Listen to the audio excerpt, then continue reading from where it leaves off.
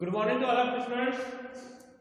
Welcome to civil engineering lecture concrete technology आपका subject है। जो यूनिट चल रहा है हमारा कंक्रीटिंग ऑपरेशंस यूनिट चल रहा है। कुछ हमने आप लोगों ने डिस्कस किया था नेक्स्ट जो लेक्चर था उसमें फिनिशिंग के बारे में हम लोगों ने डिस्कस किया था। तो टाइप्स ऑफ फिनिशिंग इसके रिप्रोटिंग थ्रोइंग हमने क्या कंप्लीट कर लिया था। अब कुछ उसका इंपॉर्टेंट पॉइंट था उसके रिगार्डिंग कंक्रीटिंग के, जैसे इसके फिनिशिंग ऑपरेशंस के रिगार्डिंग एक टॉपिक है हमारा important parts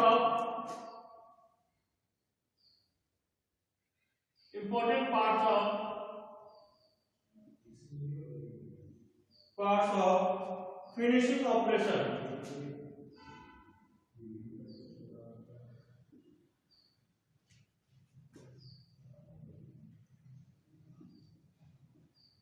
Important parts of finishing operation.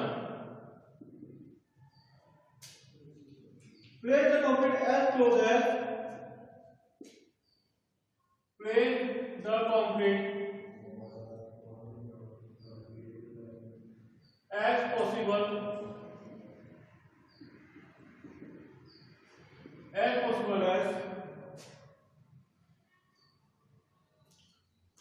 possible as to its final destination.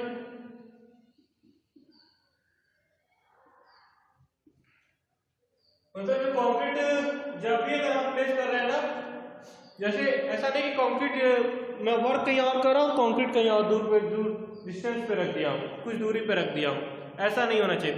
तो जहां हम वर्क कर रहे हैं कंक्रीट हमारा वही होना चाहिए, ताकि उसको लाने ले जाने में ज्यादा मतलब कि कंक्रीट लेकर के उधर आने में ज्यादा टाइम ना लगे।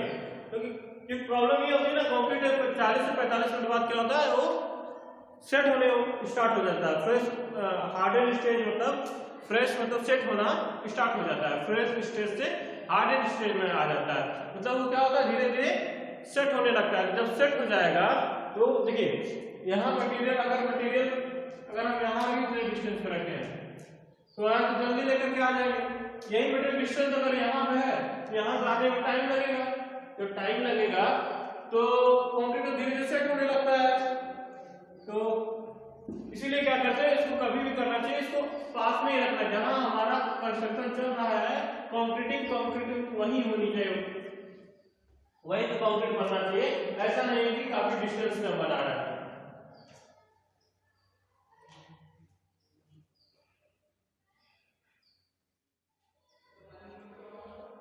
Next, do not don't dump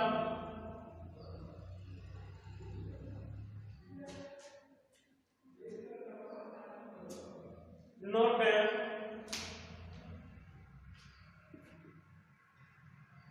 high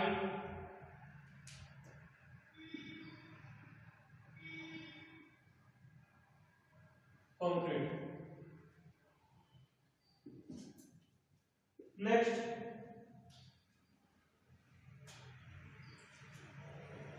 joint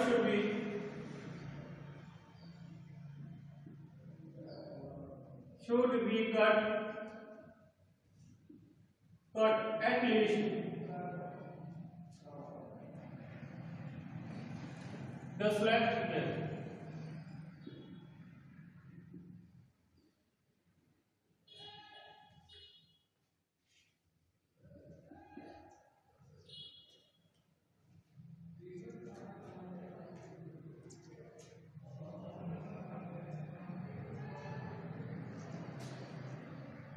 Don't finish the concrete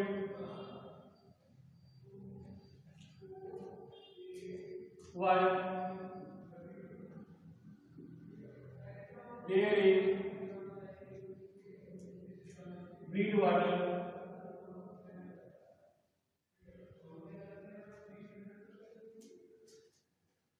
on the surface. Next,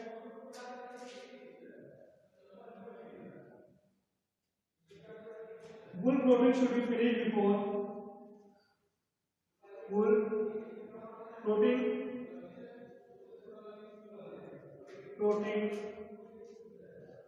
should be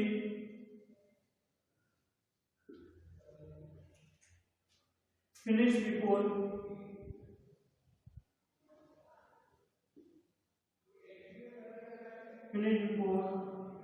excess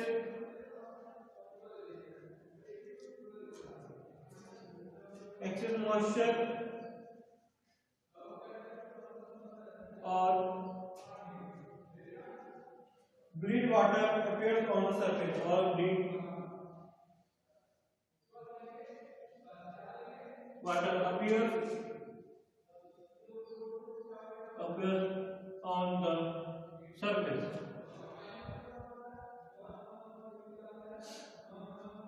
ये कुछ पॉइंट्स जो है हमको ध्यान देनी है फिनिशिंग के टाइम में। पहले क्या है, कंक्रीट ज्यादा डिस्टेंस में नहीं रखना चाहिए, पर do not temp high slab concrete, मतलब हाई स्लैब कंक्रीट एक जगह इकट्ठा नहीं होना चाहिए। हाई स्लैब मतलब इसमें जो लिक्विडिटी ज्यादा, लिक्विड फ्लो जो ज्यादा करता है, इसमें ऐसे वाला स्लम्प होता है ना, स्लम्प मतलब एक स्लरी होती है, स्लरी वाली कंक्रीट ज्यादा यूज नहीं करना चाहिए। Joint should be cut at least slab thickness, joint जितना करेंगे वो स्लैब के थिकनेस के बराबर होना चाहिए। जॉइंट अगर नहीं कर रहे हैं तो स्लैब थिकनेस के बराबर हमारी होनी चाहिए, जॉइंट अगर नहीं कट कर रहे हैं तो। मतलब ये कंक्रीटिंग करते हैं ना तो एक जॉइंट बनाते हैं। आज जैसे मैंने आज कंक्रीटिंग नहीं किया, नहीं आज कंक्रीटिंग कर रहे हैं, तो अगर मुझे एक भी रोकना है कंक्रीटिंग, ऐसा है नहीं कि एक में अगर बड़ा कहीं एरिया, कोई एरिया बहुत ज्यादा बड़ा है, 5000 स्क्वायर फीट 10,000 स्क्वायर फीट हुआ, तो एरिया ऐसा अपना हर जगह लेबर वर्क सारी चीजें मशीनरी अवेलेबल नहीं होती है, तो उस कंडीशन में क्या करते हैं, एक जॉइंट देते हैं ताकि आगे नेक्स्ट डे से स्टार्ट करेंगे कंक्रीटिंग। तो जितना कंक्रीटिंग करेंगे, जो स्लैब की डेप्थ रहेगी, जितनी स्लैब की थिकनेस है, उतने एरिया में स्लैब में स्लो टाइप में कट कर देंगे ताकि कल से यहाँ जो कल से नई कंक्रीटिंग यहाँ से स्टार्ट कर सकते हैं आगे।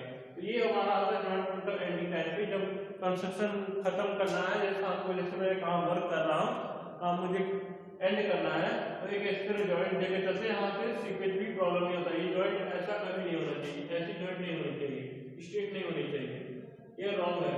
और हमारे कभी जॉइंट इस पोजीशन में होनी चाहिए, स्लैंटिंग पोजीशन ऐसे, ये कंक्रीट ताकि आगे में हम जो करें यहाँ मटेरियल यहाँ भी इन्वॉल्व हो जाएगा, ऐसे सीपेज हमारी कंडीशन सीपेज पे सब चीजें नहीं आएंगी। Don't finish the concrete while there is water on the surface. अगर वो अपने पहले ही बताया था, अगर सरफेस पे पानी अगर कहीं जमा हुआ है या स्लरी कहीं सरफेस पे अगर जमा हुआ है, तो वहां पे फिनिशिंग नहीं करेंगे, वहां मटेरियल डालेंगे, क्योंकि वहां का लेवल डाउन है। ऐसा क्यों है? क्योंकि वहां का मटेरियल लेवल डाउन है, इस वजह से वहां पर पानी रुका हुआ है। कल भी मैंने समझाया था वो चीज, दोबारा भी समझा रहा हूं। तो इस कंडीशन में क्या होना चाहिए, वहां पर मटेरियल डालेंगे, उसके बाद उसको फिनिश करेंगे। Wood product should be finished before excess moisture और bleeding water appears on the surface. मतलब बिफोर क्या करना चाहिए, मतलब मॉइस्चर और वाटर अपीयर होने से पहले कर लेना चाहिए ना। बिफोर मतलब कोई काम बिफोर गया, आफ्टर नहीं, बिफोर तब पहले। अगर जहां मॉइस्चर है, नमी आ रही है, उस कंडीशन में, जिस कंडीशन में मॉइस्चर है या नमी है, उससे पहले हमको कर लेना चाहिए। तो ये जो चीज थी हमारी जगह इंपॉर्टेंट ऑपरेशन और फिनिशिंग ऑपरेशन था। तो ये सब चीजें मैंने पहले भी हम लोगों ने डिस्कस कर ली थी। और नेक्स्ट टॉपिक के तरफ चलेंगे, क्यूरिंग ऑफ कंक्रीट। फिनिशिंग हमारा कंप्लीट हुआ, क्यूरिंग ऑफ कंक्रीट है। यहां से कंक्रीट की स्टेप एक स्टेप ये भी कंप्लीट हो गई, फिनिशिंग ऑफ कंक्रीट भी खत्म हो गया हमारा। अब चलेगा कंक्रीटिंग ऑपरेशन। ये क्यूरिंग ऑफ कंक्रीट बहुत इंपॉर्टेंट है, मैंने पहले ही बताया ना, every cycle is important for concreting, each and every cycle is important for concreting. तो पूरी साइकिल में कंक्रीटिंग के लिए इंपॉर्टेंट है, और वो भी carefully.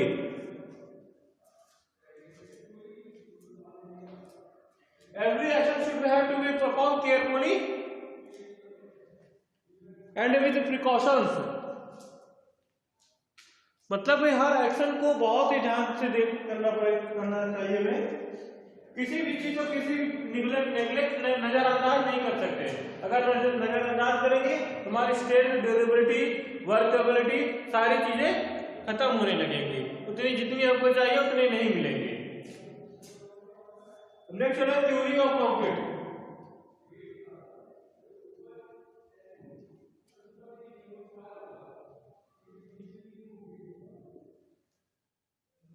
Curing of concrete.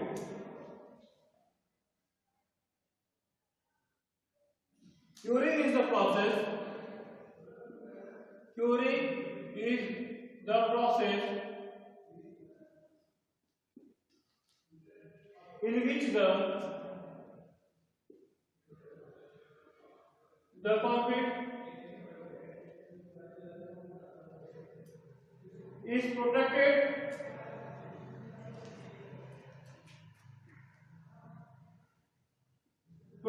from loss of moisture and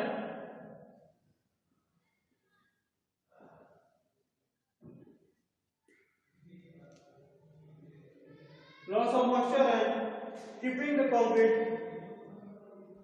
and keeping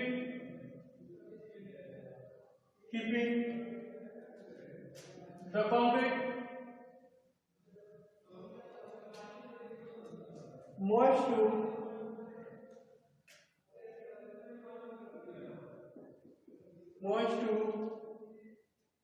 enable it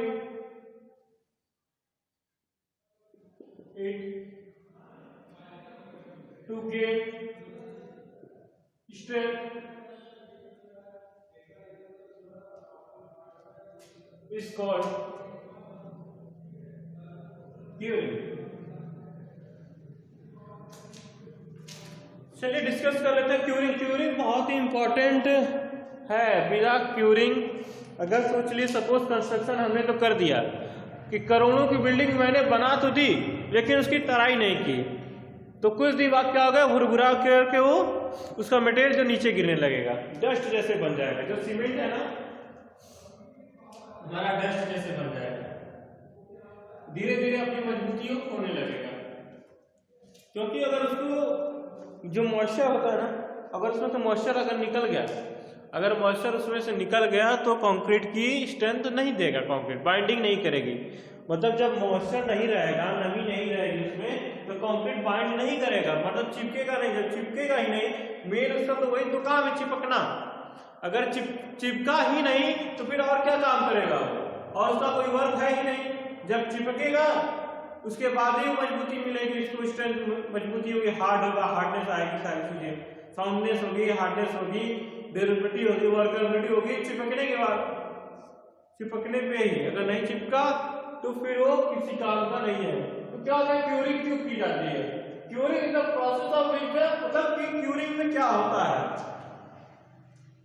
Curing is the process by which the concrete is protected from loss of moisture. Concrete is protected मतलब बचाना। Concrete क्या करते हैं, protect करते हैं, बचाना। From loss of moisture, moisture मतलब नमी से, and keeping the concrete moist to enable it to gain strength is called concrete curing. देखिए क्या कहना है, curing is a process in which the concrete is protected. Concrete को protect किया जाता है किससे, ताकि उसकी नमी न चली जाए। जब आप कंक्रीटिंग करते हैं जिसमें पानी रहता है ना, पानी रहता है, वाटर ही तो वाटर से मिलकर तो बाइंडिंग करता है ना। वाटर से एक सीमेंट वाटर से रिएक्शन कर करके वो क्या करता है, बाइंडिंग पेस्ट जैसे बनता है, बाइंडिंग मटेरियल बनता है। तो किस चीज से बचाता है, वो नमी। जो सीमेंट में जो नमी रहती है, पानी रहता है ना, उस चीज को बचाता है। हीट ऑफ हाइड्रेशन जब होता है तो उसमें से स्टीम बाहर जो निकलती है, जो स्टीम निकलती है बाहर, उसको रोकता है। मतलब जो moisture steam heat of hydration होगा तो वेपर फॉर्म में, स्टीम फॉर्म में, जो वेपर फॉर्म में जो बाहर निकलेगा, स्टीम नहीं वेपर फॉर्म में जब बाहर निकलेगा जो मटेरियल, उसको रोकता है। अगर मटेरियल वहां से मतलब वेपर फॉर्म में जो मॉइस्चर लिक्विड जो अगर बाहर निकल गया उसमें से कंक्रीट से तो स्ट्रेंथ नहीं दे पाएगा वो, तो बाइंडिंग नहीं हो पाएगी। दूसरी मॉइस्चर को रोकने के लिए, नमी को रोकने के लिए तराई की जाती है। क्यूरिंग मतलब हिंदी शब्द तराई की जाती है ताकि उसका अंदर से जो नमी है वेपर फॉर्म में बाहर ना एटमॉस्फेयर में ना निकल पाए।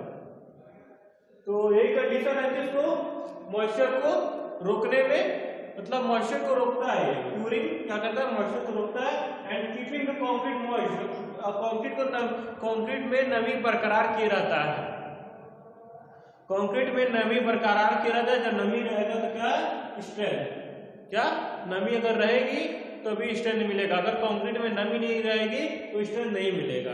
तो मतलब इसका मतलब वो बाइंडिंग नहीं, प्रॉपरली बाइंडिंग नहीं हो रही है। तो यही होता है देखिए क्यूरिंग ऑफ कंक्रीट। कंक्रीट को क्यूरिंग इसलिए किया जाता है ताकि उसकी अंदर की नमी बरकरार रहे, यही मेन उद्देश्य होता है। अब आगे का प्रोसेस है कैसे है, तो आगे का प्रोसेस स्टेप बाय स्टेप है, आगे चलेंगे। तो एक टॉपिक और डिस्कस कर लेते हैं, object of curing. Object of curing मतलब क्यूरिंग क्यों की जाती है। हर कार्य करने के पीछे कोई ना कोई कारण जरूर होता है, हर कार्य करने के पीछे कोई ना कोई कारण जरूर होता है। तो उस कारण के बारे में हम देखते हैं क्या है।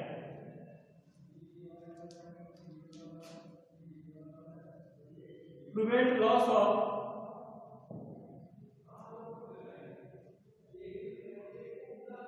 Moisture,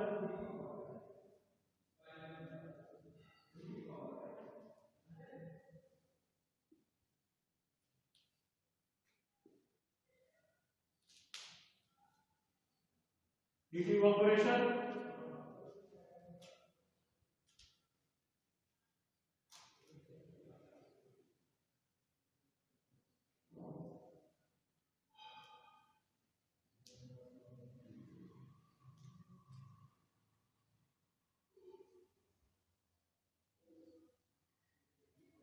next maintain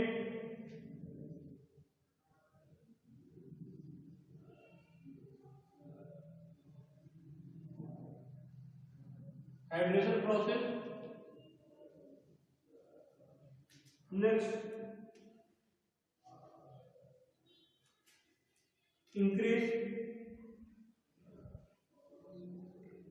impermeability,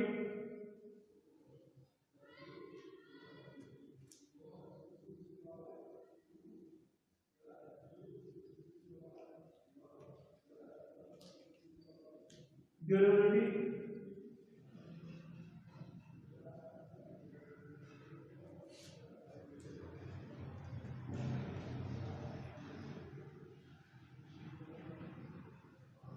maintain uniform temperature,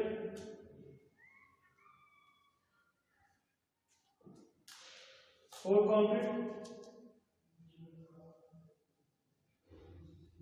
देखिए ये तो हमारे ऑब्जेक्टिव क्यों ऑब्जेक्टिव है हमारी कंक्रीटिंग का, मतलब कि क्यूरिंग करने के लिए।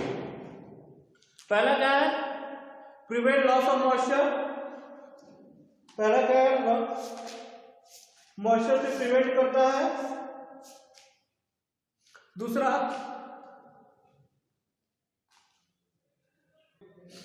देखिए नेक्स्ट क्या है, reduces shrinkage of concrete, concrete को सिकुड़ने से रोकता है। कंक्रीट सिकुड़ जाएगा, है ना। कंक्रीट में अगर पानी, देखिए गर्मी, ये सिकुड़ना और फैलना कंक्रीट का भी एक बिहेवियर होता है, नेचर होता है, उसका बिहेवियर है कंक्रीट का, सिकुड़ना और फैलना। तो देखिए गर्मी के मौसम में क्या होगा, कंक्रीट सिकुड़ जाएगा, उसका मतलब डायमेंशन जितना उससे कम हो जाएगा, क्योंकि पानी निकल जाएगा।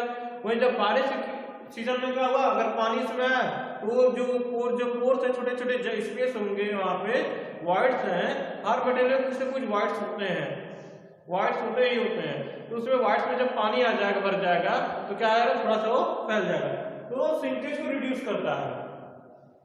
Maintain hydration process, hydration, heat of hydration process अगर नहीं होगा तो कंक्रीट सेट नहीं होगा। हीट ऑफ हाइड्रेशन प्रोसेस अगर अच्छा नहीं है, हाइड्रेशन प्रोसेस अगर अच्छे नहीं है तो कंक्रीट का स्ट्रेंथ अच्छा नहीं होगा। नेक्स्ट इंक्रीज इम्परमेबिलिटी एंड ड्यूरेबिलिटी, इम्परमेबिलिटी मतलब कि कोई चीज उसमें से रिसाव नहीं होगा। अगर अच्छी कंक्रीटिंग अच्छी क्यूरिंग हुई उसमें से अंदर रिसाव नहीं होगा, सीपेज नहीं होगा। एंड ड्यूरेबिलिटी उसकी अवधि को बढ़ाता है, क्यूरिंग हमारे अवधि को बढ़ा देता है, 1 से 1.5 गुना तक ज्यादा अवधि बढ़ा देगा अच्छी क्यूरिंग की। तो last, maintain uniform temperature whole concrete, मतलब पूरी कंक्रीटिंग पे एक तरह का टेम्परेचर रहेगा। ऐसा नहीं है कि कंक्रीटिंग की सरफेस पे इस साइड कंक्रीटिंग के इधर कंक्रीटिंग के टेम्परेचर इधर अच्छा है, इधर कंक्रीटिंग टेम्परेचर खराब है। अगर टेम्परेचर मेंटेन रहेगा तो सबकी लाइफ स्टाइल, सबकी हर जगह हर प्लेस की वर्केबिलिटी, कार्य करने की क्षमता, सारी चीजें क्या होगी, वो मेंटेन रहेंगी। तो देखिए यही बेनिफिट होता है हमारी क्यूरिंग का। क्यूरिंग मोस्ट इंपॉर्टेंट है,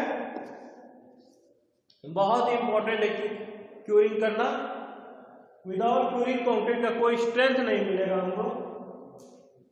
तो स्टूडेंट्स इस लेक्चर में इतना ही कवर करूंगा, आगे का टॉपिक है ना वो नेक्स्ट लेक्चर में कवर करूंगा। Okay, thank you.